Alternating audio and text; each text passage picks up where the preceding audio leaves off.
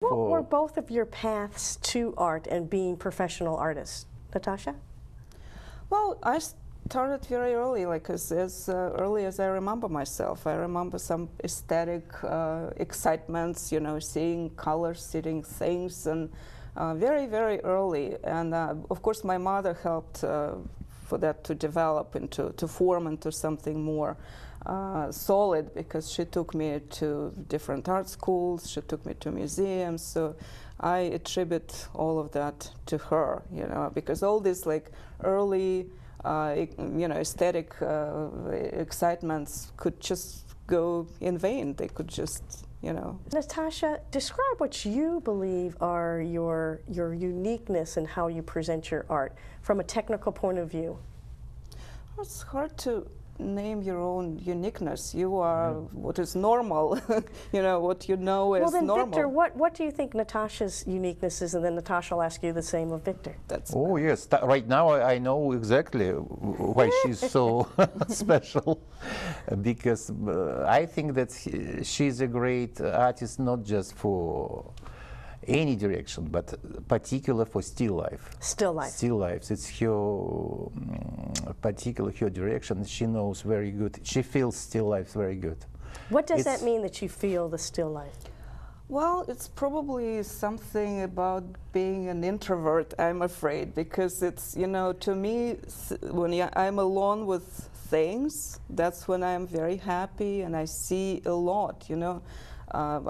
To me, things are always talking. They're always full of associations. It's something very, to me, a very interesting topic, when other people might look at things and see nothing. But they say, you know, like when a genius looks at a tree and a fool looks at a tree, they see different things. So I heard you say you have active communication as you're painting and you're looking at the still life.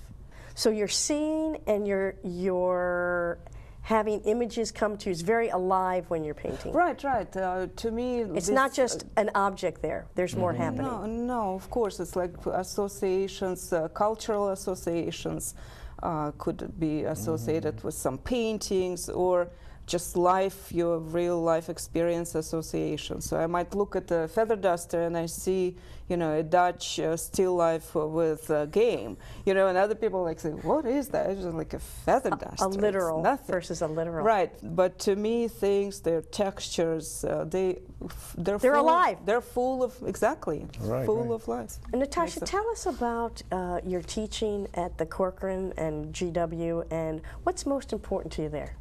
I think teaching became very important to me.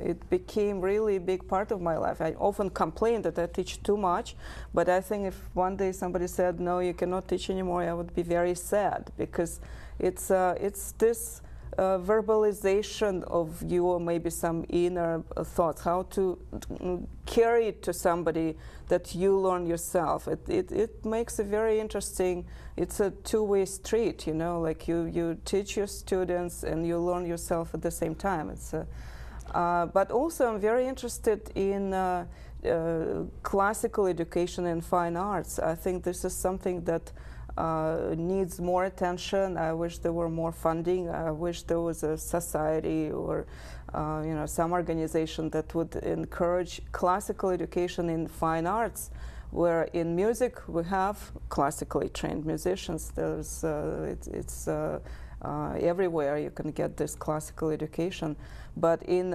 fine arts somehow it's still, people are still a little bit afraid. It's a very interesting thing, by the way.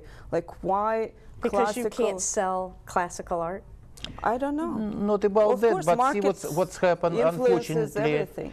Unfortunately, some school today could start your art education from Kandinsky or some abstract artists, for example. Why not? Because it looks like it's easy to make it, and it's more I think it's a little deeper. I think in Soviet Union somehow, I wish some smart person would explain it to me one day, why classical education in fine art was encouraged in Russia and was actually almost like prohibited here. When the castes in the 60s, the castes were destroyed, and somehow it all went in this two polar direction.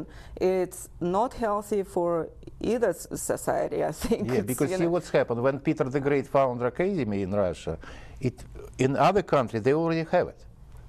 That's beautiful. It was academy in France, in German, Italy, perfectly organized with great collection of nice sculpture, antique. But I think after the collapse of the Soviet Union, it actually that polarization stopped, and now there's a great interest in the classical education here, and there's a great interest in conceptual art, modern art in Russia. So I think.